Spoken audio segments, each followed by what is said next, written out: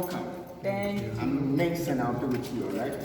So on top of what you went through with that of the Cape Coast Castle, this is the Elmina Castle built by Portuguese. It's the largest, the first, and the biggest in line of slavery in West Africa. It was built in 1482. But before that, the Portuguese were earlier here in 1471. So when we were here, they used the ship as a lodging place at a point of interacting and trading with the natives. Now, the trading aspect, we're looking at the exchange of gold, ivory, spices, and more. But the gold exchange was so high then. Through that, they named this place to be Elmina, which simply means the mine in the Portuguese language. But we're looking at the mispronunciation of it then, and then we're talking about Elmina. And that has been the popular name. Now, at the point of it, they used here to trade and to spread Christianity. But later, for slavery. Now, the slave trade, we started with 1,000 enslaved Africans, 600 men, 400 women. But don't forget the number increased afterwards. Now, with that of the 400 women, all the rooms that we have right here was what they were divided to be held inside. The men were held at the other side of it. We'll be going there very soon. Now, this place, it happened to be the largest place in the world. 150 women out of the 400 slept here. But don't forget, the children here were not counted. So including the children, we're talking about more than 150 women. Urinating, vomiting, feces, menstruation for the women all happened right here whilst we're here.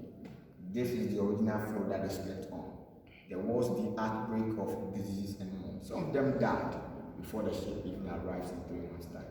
That's why we have this sensation for those who died. This is something like this. This small building contains over 4,000 people. 4,000 people. Wow. This happens to be the source of water that they use for cooking, washing, and drinking. It happens to be a clean water there, rainwater. And because it's no more in use, we have it this way. Now, the same water here was also used to be washing the women that they were raping then. Through that, up there was where the governor stands when it comes to the pointing or the selecting of the women. And after being selected, the soldiers fetched water here to wash them before they took them to the governor's bedroom. This is something like it. Right, so what happened in there? Well, the women who were taken to the governor's bedroom to be raped, some of them got pregnant. They had a place where they were held until they delivered. After delivery, you do have some specific needs. Those children were not separated from their mothers. So these children happens to be the mixed race children, or we're talking about the mulattoes. So that's the reason why we have a lot of European names, or the European culture in the country of Ghana, more or less Africa as well. What we have here is what they used to punish the women who refused to go to the governor's bedroom when we're talking about the raping aspect of it. So they had a chain on top of it, and the chain on top of it was used to shackle them. This is very heavy. So raining or shining, they have to be here to the punishment to be over. Let's do this.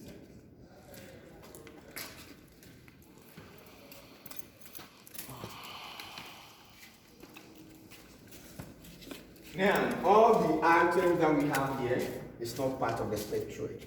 But the other way around, it also serves as what happened then.